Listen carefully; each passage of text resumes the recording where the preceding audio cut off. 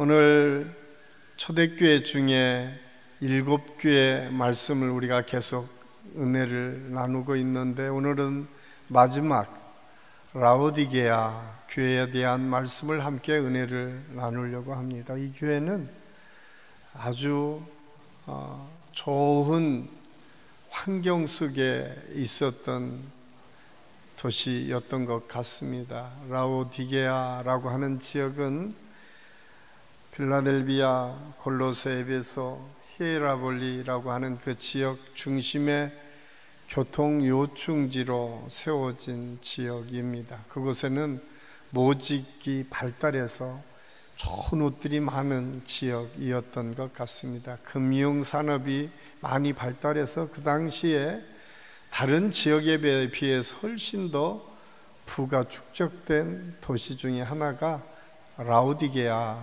지역이었던 것 같습니다. 그래서 그런지 이 사람들 마음속에는 우리는 부자다, 부족함이 없다 라고 하는 것을 서슴없이 이야기할 정도의 부를 축적한 도시였습니다.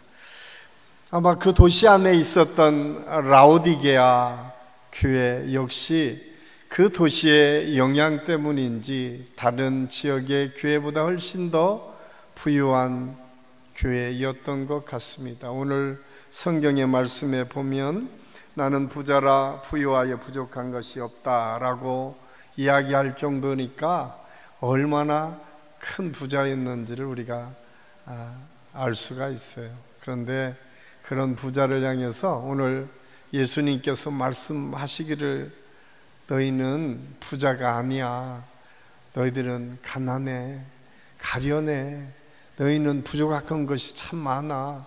너희들은 옷을 잘 입고 있다고 생각하는데 내가 보니까 너희는 벌거벗은 거와 마찬가지야. 너희가 잘 본다고 생각하지만 내가 보기엔 너희들은 눈먼 사람들이야 라고 하는 책망이 오늘 라오디게아 교회 성도들을 향한 예수님의 책망입니다.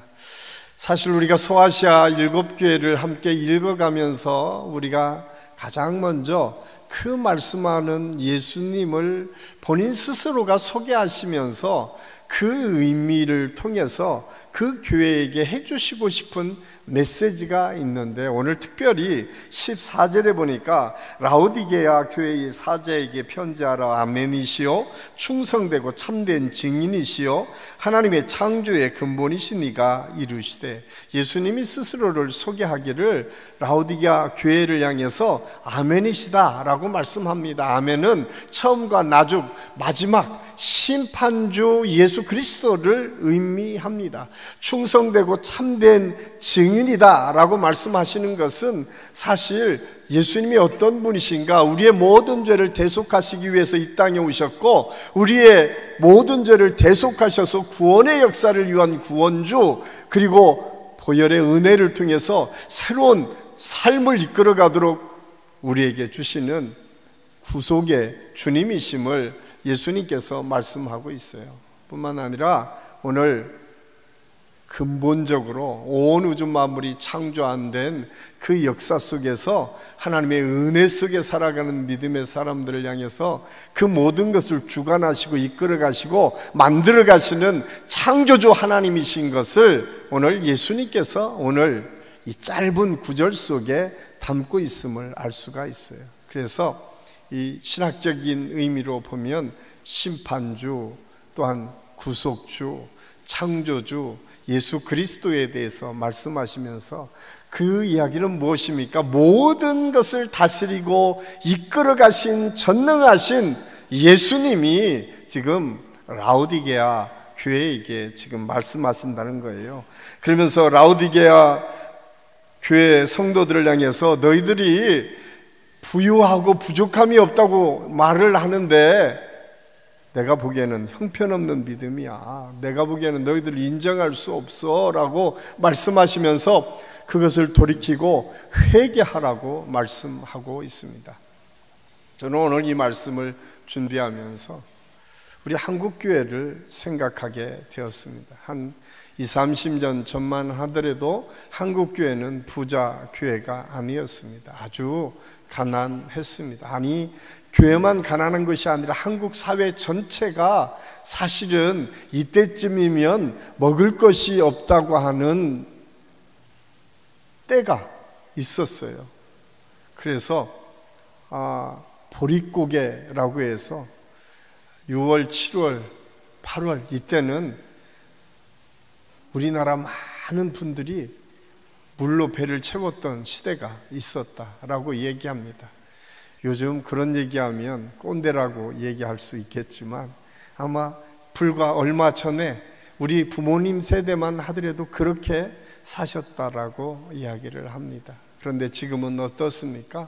사실은 우리가 먹을 것 때문에 먹을 것이 없어서 굶는 사람들은 많지 않은 시대를 우리가 살고 있습니다. 이제 좋은 옷, 이게 옷 때문에 걱정하는 시대를 살지는 않지 않습니까? 아마 집집마다 입을 것이 없다고 문을 열어놓고 쳐다보면서 그 옷장에는 가득 옷이 쌓여 있는 것이 오늘 우리가 살아가는 시대 아닙니까? 그런데 그걸 쳐다보고 항상 얘기하기를 입을 것이 없다고 얘기를 해요. 우리가 먹을 것이 없다고 얘기를 합니다. 그리고 냉장고 문을 열어보면 한 일주일, 2주일은 충분히 먹고 남을 만한 먹을 것이 냉장고에 가득가득 쌓여져 있는 시대를 우리가 살고 있습니다. 그런데 오늘 우리 영적 상태는 어떤지 한번 점검해 봐야 돼요. 사실 우리 어머니, 우리 아버지 세대만 하더라도 그들은 깨어서 기도하는 것을 기쁨으로 알았습니다. 자식들을 위해서 내가 희생하는 것을 정말 가장 중요한 나의 사명으로 알았습니다. 그래서 틈만 나면 자기가 어떻게 하든 열심히 노동을 하든 돈을 벌어서 그 자식들이 잘 되기를 원했고, 어떻게 하든 하나님께 매달리면서 내가 이 가난을 내 자식에게는 물려주지 않고 하나님의 은혜 속에 성공한 인생을 살 수 있도록 하나님께서 도와주시기를 위해서 기도했던 때가 불과 30년, 40년 전에 한국교회의 모습이었습니다. 그런데 여러분, 저와 여러분이 시간을 구별해서 기도하는 시간이 얼마나 많이 있습니까? 여러분의 자녀들을 위해서 여러분 기도하는 시간이 얼마나 있습니까? 우리 교회를 위해서 우리 어려운 이웃들을 생각하며 기도하는 시간이 얼마나 많이 있습니까? 우리가 어떻게 하든 우리 주변에 어려운 사람들을 돌보려고 하는 마음을 우리가 간직하며 과연 살고 있습니까? 성경은 끊임없이 내 이웃을 내 몸같이 사랑하라고 말씀하시고, 누군가를 위해서 우리가 희생하고 섬기는 걸 통해서 새로운 시대를 이끌어가는 것이 그리스도인들의 사명이라고 말씀하시지만 우리는 과연 그런 믿음으로 살고 있는가? 혹시 오늘 라오디게아 교회 성도들처럼 나는 부족함이 없습니다, 나는 좋은 옷을 입고 있습니다, 나는 내가 할 수 있을 만큼 신앙생활을 하고 있습니다 라고 생각하면서 정말 정작 중요한 생명의 복음의 역사, 예수 그리스도의 능력을 통해서 이 세상을 바꿔가고 그 은혜를 체험해야 될 우리의 믿음의 모습은 과연 우리 안에 있는가? 한번 곰곰이 생각해 봐야 됩니다. 오늘 예수님께서 라오디게아 교회를 향해서 주신 이 말씀의 핵심은 뭐냐? 라오디게아 교회를 통해서 복음의 생명이 회복되기를 우리 주님께서는 원하셨습니다. 오늘 본문 15절 16절은 내가 내 행위를 아노니 내가 차지도 아니하고 뜨겁지도 아니하도다. 내가 차든지 뜨겁든지 하기를 원하노라. 내가 이같이 미지근하여 뜨겁지도 아니하고 차지도 아니하니 내 입에서 너를 토하여 버리리라. 라오디게아 교회의 문제는 차지도 않고 뜨겁지도 않은 것이 문제였습니다. 여러분, 오늘 우리가 신앙생활을 하면서 뜨겁게 기도했던 적이 얼마나 많이 있습니까? 사실 냉정하게 하나님의 말씀 앞에 우리를 들여다놓고 우리를 재단하고 판단한 적이 얼마나 많이 있습니까? 우리는 그냥 적당히 타협하며 사는 신앙생활을 하고 있지는 않습니까? 사실 이 라오디게아 지역의 지역 특성상 오늘 이 말씀을 아무도 잘 이해할 수 있는 말씀 중에 하나가 오늘 이 말씀이에요. 뜨겁지도 차지도 않은 물. 사실은 라오디게아 지역에는 물이 많지 않은 지역이었습니다. 그래서 북쪽에 있는 히에라볼이라고 하는 지역 한 10km 정도 떨어져 있는데 거기에서는 뜨거운 온천수가 많이 나와서 그 물을 끌어다 쓰었습니다. 북쪽에 있는 한 16km 떨어진 곳에는 차가운 지하수가 나오는데 거기는 골로새 지역이었습니다.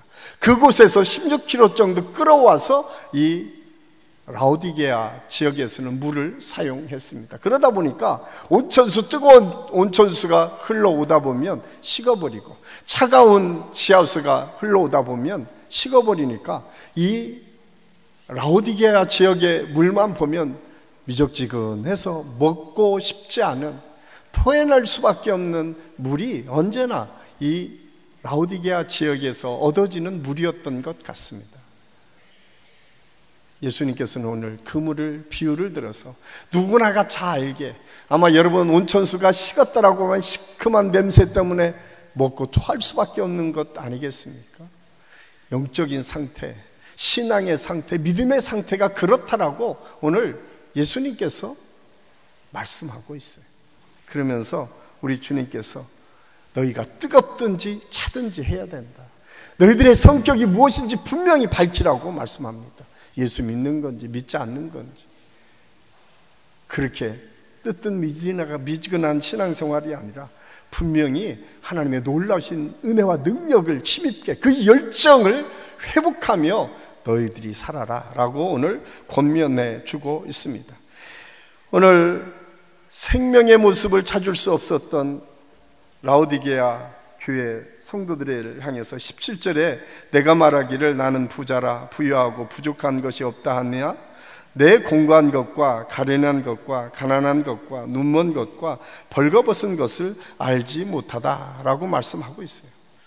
참 이 지역은 특별히 잘 사는 지역이었던 것 같아요. 부자 동네였다고. 얼마나 부자였냐, AD 60년경에 그 지역에 대지진이 일어났습니다. 그래서 그 도시들마다 그 지진 때문에 모든 도시가 거의 초토화됐어요. 그래서 그걸 재건하기 위해서 그 당시에 로마 정부가 그 지역을 다 통치하고 있었기 때문에 황제로부터 지원을 받아서 재건에 힘썼습니다. 그런데 이 라오디게아 지역에는 그 황제가 도와주겠다고 하는데도 거부했어요. 그러면서 우리가 스스로 재력을 만들어서 여기에서 재건하면 됩니다.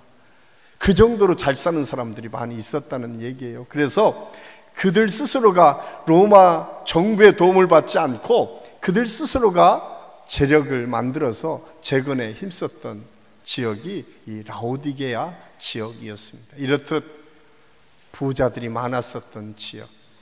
그런데 오늘 주님께서는 그렇지 않다.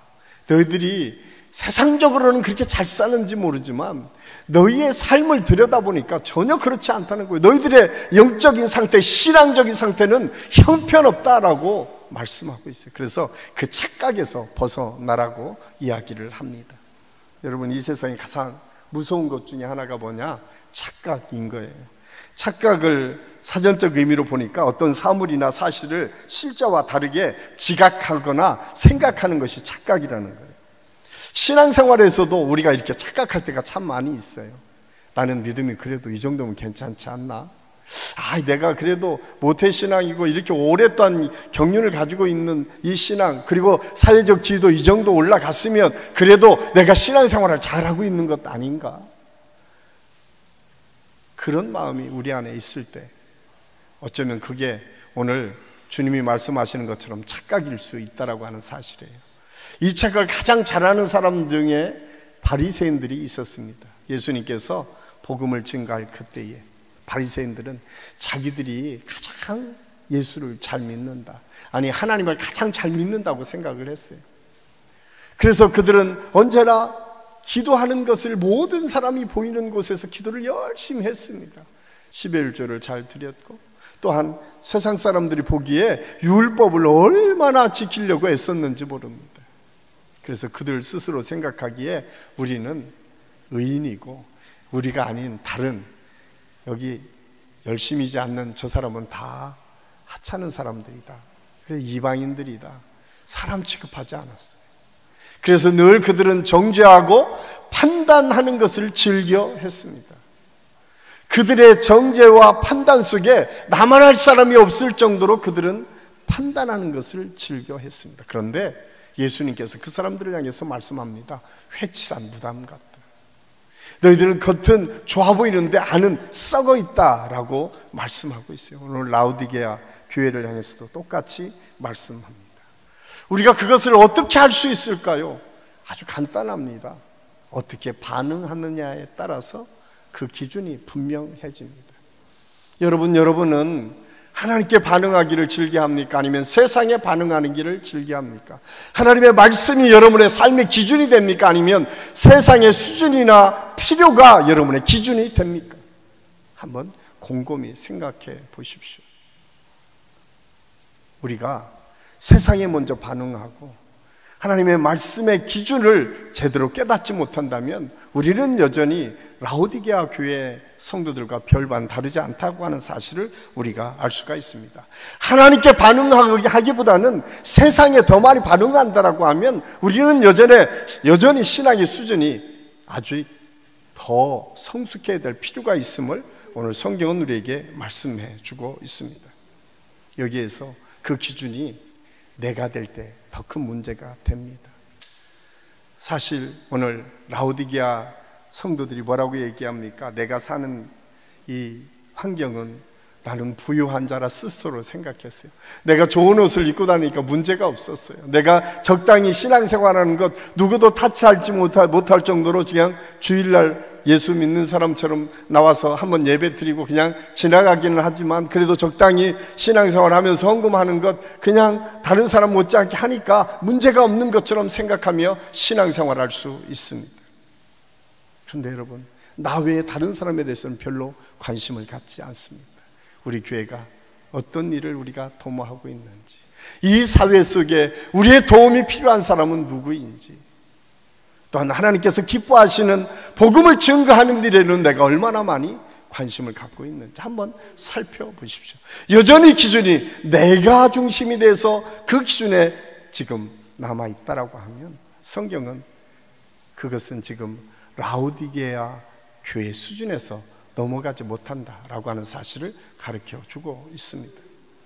혹시 오늘 저와 여러분의 모습 속에 이 라오디게아 교회의 모습같이 남아있는 점은 있지 않습니까? 나는 물질보다 믿음이 더 중요해 라고 얘기하면서 하나님께 드릴 때마다 인색한 마음이 우리 안에 더 남아있지는 않습니까?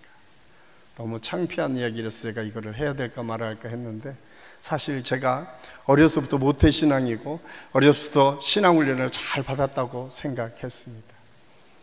그래서 헌금하는 데는 인색하지 않다라고 생각을 했던 사람 중에 하나입니다. 그런데 제가 선교사를 감당할 때 제가 잘 알지는 않지만 어느 날 목사님으로부터 어떤 집회에 초청을 받았습니다. 그냥 거기에 내가 집회를 이끌어가는 것이 아니라 그 예배 때 잠깐 참석해달라는 것이었어요. 우리 교단도 아니고 제가 너무 잘하는 사람도 아니었습니다. 예전에 내가 잠깐 이 청년 사역을 할 때 멀게 알고 있었던 것이었습니다. 그곳에 가서 예배를 드리는데 갑자기 헌금을 하겠다는 거예요. 그래서 순간적으로 제가 당황했습니다. 제가 지갑을 열어보니까 아이쿠 5만 원짜리 2장이 있더라고요. 순간적으로 당황했어요. 내가 여기 알지도 못하고 여기 있는 사람들에게 내가 꼭 헌금을 해야 될까? 순간적으로 생각이 들었습니다. 그래도 제가 아까 뭐라고 했어요? 훈련을 잘 받았다. 그래도 헌금을 했죠. 그리고 그 예배가 끝난 다음에 그게 목사님이 앞에 나섰습니다. 그리고 저를 불러 세웠습니다. 그리고 말씀하시는 거예요. 오늘 사실 이 모임에 헌금이 예정되어 있지는 않았습니다. 오늘 헌금한 이유는 여기 오신 베트남 선교사님 때문에 헌금을 했습니다. 그 헌금을 저에게 주시더라고요. 선교 헌금이라고. 저는 너무 창피했습니다. 나하고는 상관없다고 생각했는데 우리가 혹시 신앙생활하면서 우리가 그런 마음을 가지고 하나님께 헌금하지는 않습니까? 여전히 우리는 예배 때마다 하나님께 드린다고 얘기하면서 우리는 여전히 내가 계산하고 있지는 않습니까?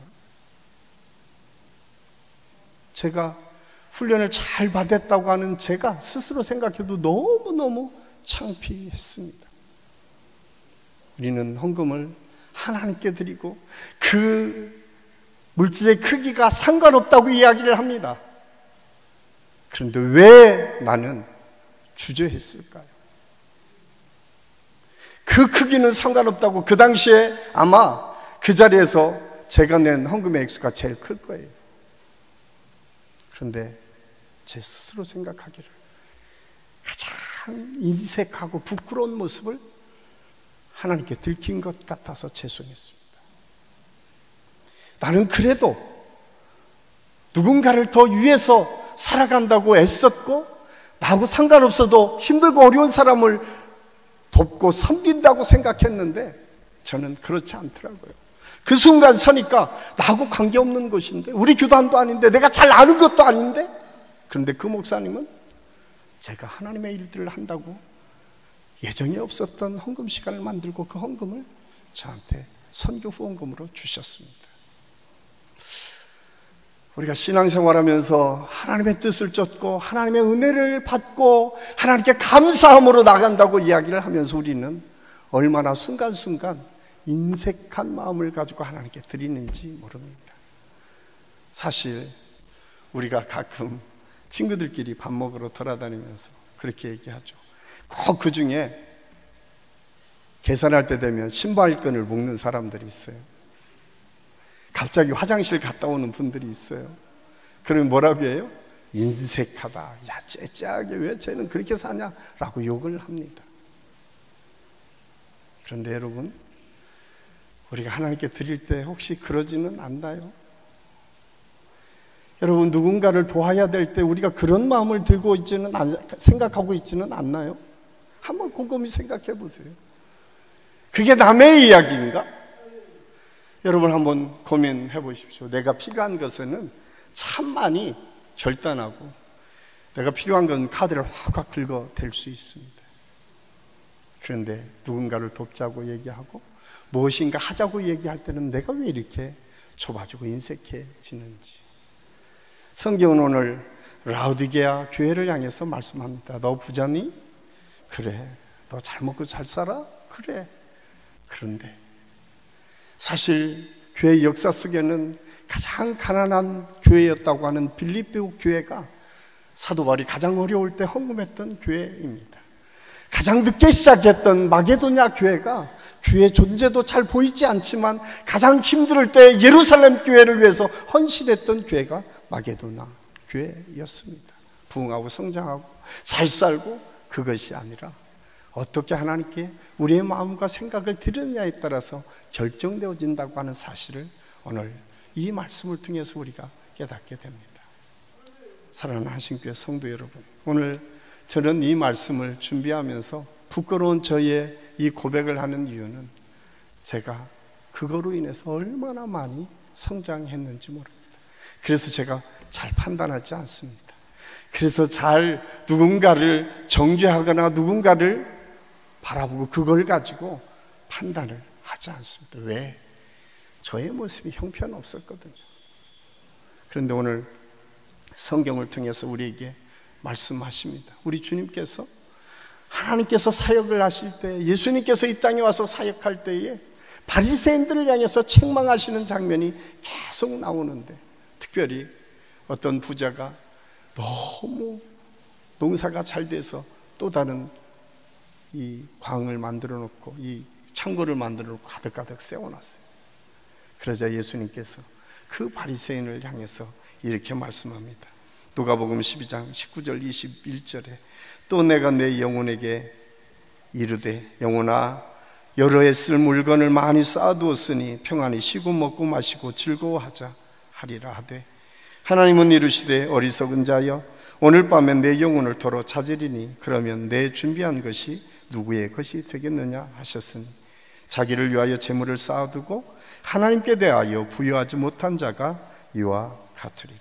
오직 자기 중심적인 사고, 자신만을 생각했던 사람, 바리새인들을 향해서 하나님께서 말씀하셔요. 야, 오늘 내 영혼 도로 찾으면 그 모든 것이 누구의 것이 되겠느냐. 여러분, 우리가 신앙생활할 때 가장 중요한 것은 어떻게 반응하느냐가 중요합니다. 여러분, 하나님의 말씀 앞에 여러분은 어떤 반응으로 나아가고 있습니까? 사도 베드로는 예수 그리스도의 은혜를 체험하고 이런 고백을 합니다. 베드로전서 2장 24절 25절 말씀입니다. 우리 같이 한번 읽겠습니다. 친히 나무에 달려 그 몸으로 우리 죄를 담당하셨으니 이는 우리로 죄에 대하여 죽고 의에 대하여 살게 하려 하심이라. 그가 채찍에 맞음으로 너는 나음을 얻었나니 너희가 전에는 양과 같이 길을 잃었더니 이제는 너희 영혼의 독자와 감독 되신 이에게 돌아왔느니라. 하나님께서 말씀하십니다. 예수님께서 우리의 모든 죄를 지시고 십자가의 구원의 역사를 이룬 것은 더 이상 너희가 세상에 반응하는 것이 아니라 하나님께 반응하는 것을 원하셨고, 죄에 반응하는 것이 아니라 의에 반응하는 사람을 원하셨고, 하나님의 뜻과 섭리 속에 살아가는 믿음의 사람, 그래서 병에 묶여있는 것이 아니라 치유받고 회복되어서 하나님의 뜻을 쫓아가는 믿음의 사람들을 세워가기를 하나님께서 원하셨다고 하는 사실을 오늘 성경은 우리에게 말씀해 주고 있습니다. 사랑하는 성도 여러분, 저와 여러분의 믿음은 지금 어디까지 와 있습니까? 오늘 라오디게아 교회를 향해서 형편없는 믿음을 책망하시면서 너희들 더 이상 거기에 있지 말고 깨어서 너희의 삶을 새롭게 변화시켜 갈 것을 말씀하고 있어요. 그러면서 내가 너희를 권하노니 내게서 불로 연단한 금을 사서 부여하게 하고 흰옷을 잡아서 입어 벌거벗은 수치를 보이지 않게 하고 안약을 사서 눈을 발라 보게 해라. 그러니까 그것을 떨쳐버리고 하나님의 은혜를 향해서 나오라고 말씀하고 있습니다. 그런데 여러분, 오늘 주님께서 이 말씀을 하시면서 이 말씀 책망으로 끝나지 않습니다. 우리에게 얼마나 하나님께서 우리를 사랑하시는지를 이렇게 표현하고 있습니다. 19절 말씀입니다. 우리 같이 읽겠습니다. 무릇 내가 사랑하는 자를 책망하여 징계하노니 그러므로 내가 열심을 내라 회개하라. 내가 너를 사랑함으로 징계한다는 거예요. 내가 사랑함으로 너에게 이런 말을 한다는 거예요. 우리 하나님은 여전히 포기하지 않습니다. 우리 주님은 우리가 다시 돌이켜서 하나님의 뜻과 하나님의 말씀 안에 돌아오기를 원하셨다라고 성경은 분명하게 말씀하고 있습니다. 물론 라오디게아 교회 성도들의 회개가 우리 주님 마음에 들지 않았던 것은 분명한 것 같아요. 왜냐하면 열심을 내라라고 하는 말씀 속에 그것이 포함되어 있어요. 그런데 여러분, 회개하고 돌이킬 때 하나님의 역사는 새로운 능력으로 바뀌어진다고 하는 사실을 성경은 우리에게 말씀해주고 있습니다. 회개는 자기를 철저하게 돌아보고 그 죄를 인정하고 그 삶에 돌이켜서 하나님의 뜻을 쫓아가는 것이 회개입니다. 그 회개의 모범은 다윗입니다. 우리가 잘 아는 것처럼 왕이 되어서 모든 것을 누릴 수 있을 그때에 어느 날 그가 밧세바를 보고 죄를 짓게 됩니다.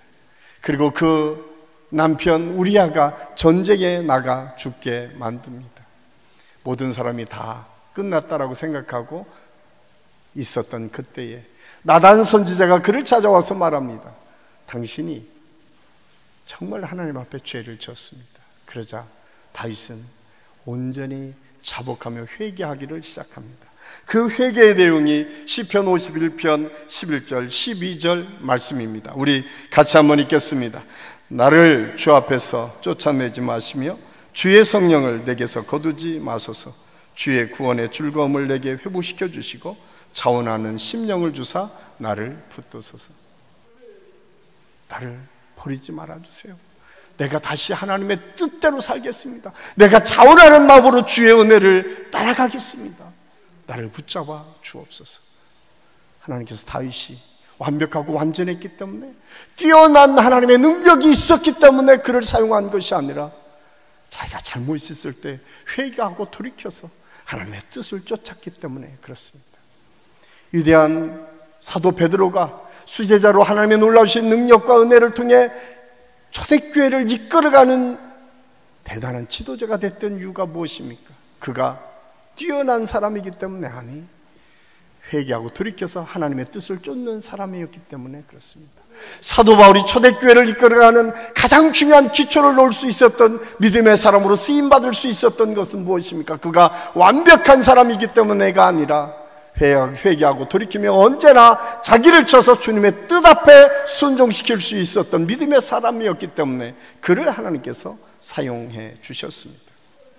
예수님께서는 여전히 우리의 연약함을 아십니다. 그리고 오늘 20절에 이렇게 우리에게 말씀합니다. 우리 같이 읽겠습니다. 볼지어다 내가 문 앞에 서서 두드리노니 누구든지 내 음성을 듣고 문을 열면 내가 그에게로 들어가 그로 더불어 먹고 그는 나로 더불어 먹으리라. 마음의 문을 열어라. 내가 지금 문 밖에서 녹화하고 있다는 거예요. 우리 주님께서 우리의 문이 열려지기를 기다리고 있다는 거예요. 그런데 참 우리의 문이 참 열려지지 않을 때가 얼마나 많이 있는지 몰라요. 여러분, 주님께서 열어달라고 할 때는 열지 않으면서 우리가 좌절하거나 낙심하거나 근심한 일이 생길 때, 아니 누군가가 나에게 조그만 상처 주는 말만 하면 언제 그랬는지 내 마음이 활짝 열려지고 그게 벌써 주인 노릇할 때가 얼마나 많이 있는지 몰라요. 그런데 여러분, 주인 노릇하는 그 마음을 내가 또 닫고 내쫓지도 않아요. 그런데 우리 주님은 자존심도 없으신지 여전히 우리의 마음을 열기를 지금 기대하고 기다리고 계십니다. 그래서 내가 문 밖에서 문을 두드린다고 말씀하십니다. 오늘 너희가 나를 받아들이면 너희 삶이 내가 주인이 될 때에 내가 너희 필요를 채워주고 너희가 해야 될 모든 일들을 함께 해 주시겠다고 우리에게 약속해 주고 계십니다. 어느 날 참 어려운 집안에 혼자 사는 여자분이 있었습니다. 그 엄마는 자식 둘이 있었는데 너무 어려서 아이들이 힘든 상황을 잘 살면서 아이들이 볼까봐 힘들고 어려운 것을 참고 밤마다 울었던 그 엄마의 모습을 중학교 1학년 딸이 발견하게 됩니다. 그리고 그 다음날 엄마에게 그렇게 물어요. 엄마, 뭐가 힘들어? 그러자 엄마가 그렇게 얘기해요. 아니, 힘들지 않아. 나 괜찮아. 너희들이 있는데 내가 무슨 힘이 들겠어? 그러자 그 딸이 그렇게 얘기합니다. 엄마, 나 다 알아. 엄마, 힘들다면 힘들다고 얘기해. 울고 싶으면 울어. 그 말을 듣는 순간 그 엄마는 눈물이 그득하게, 그러나 그 마음이 따뜻해지기를 시작합니다. 그 어렸던 아이가 벌써 중학생이 되어서 지 엄마에게 위로의 말을 해줄 수 있었다는 거예요. 이 가정이 깨어지겠습니까? 이 엄마가 그 자식을 놓을 수 있겠습니까? 하물며 전도가신 하나님께서 저와 여러분에게 지금 녹화하시면서 우리의 마음을 열기를 원하십니다. 위로의 말 한마디로 그 엄마가 위로받고 다시 세상을 향해서 도전하며 나갔던 우리는 주님께서 녹화하고 우리와 함께 모든 것을 이끌어 가시겠다고 말씀하시는 그 순간에서도 우리는 마음을 열지 않을 때가 얼마나 많이 있었습니까? 오늘 라오디게아 교회를 향해서 주님께서 말씀하시면서 문을 열라고 말씀하십니다. 그리고 이렇게 약속하십니다. 21절 말씀입니다. 우리 같이 읽겠습니다. 이기는 그에게는 내가 내 보좌에 함께 앉게 하여 주기를 내가 이기고 아버지 보좌 앞에 앉은 것과 같이 하리라. 우리 주님의 은혜의 반열에 우리 주님께서 우리를 함께 하시겠다고 말씀하고, 이 자리는 무엇입니까? 우리 주님께서 하늘 보좌를 버리시고 이 땅에 오셔서 자기의 모든 것을 쏟아서 우리를 위해서 주시기까지 사랑하심으로 그 십자가를 감당하심으로 얻은 하나님의 보좌 아닙니까? 그곳에 우리를 세워주시겠다는 거예요. 그곳에 하나님의 축복의 자리에 우리를 함께 하도록 우리를 이끌어 가시겠다고 말씀하십니다. 그렇습니다. 라오디게아 같이 우리가 보기에는 자기들만 아는 교회, 자기들 잘났다고, 자기가 잘 산다고, 자기들이 다른 사람보다 더 똑똑하다고 생각하는 그 사람들을 향해서 여전히 우리 주님께서는 마음을 열고 내가 너희 속에 들어가서 너희와 함께 하기를 원한다고 말씀하십니다. 사랑하는 한신교회 성도 여러분, 저는 오늘 라오디게아를 향한 이 말씀이 저와 여러분에게도 다시 한번 들려지고, 우리가 답답한 마음을 그냥 가슴에 간직하는 것이 아니라 우리가 마음을 열고 우리 주님을 영접하고 그 주님과 동행함으로 오늘 이기는 자에게 주신 보좌의 역사, 능력의 역사를 함께 체험하며 이 시대를 하나님의 능력의 역사로 바꿔가는 믿음의 역사가 우리 한식교회 모든 성도들의 가정과 삶을 통해서 계속 이어질 수 있기를 예수님의 이름으로 간절히 축원합니다. 기도하겠습니다. 아버지 하나님, 은혜를 감사합니다. 오늘 라오디게아 교회의 모습을 보며 우리가 얼마나 연약한 존재인지를 다시 한번 깨닫게 됩니다. 인색하고 또 나만 생각하고 다른 사람을 배려할 줄 못하는 어리석은 자들이지만 주님, 우리의 마음을 열고 다시 예수 그리스도의 은혜가 우리 안에 채워지기를 원합니다. 하나님의 능력이 내 삶을 주장하고 이끌어가기를 원합니다. 그래서 마지막 때에 참 믿는 자를 보겠느냐 말씀하셨는데, 우리 한식교회 모든 성도들의 가정과 삶을 통해서 이러한 하나님의 능력과 역사가 계속 이어질 수 있도록 하나님께서 인도하여 주시옵소서. 함께해 주심을 감사하고 예수님의 이름으로 감사드리며 기도하옵나이다. 아멘.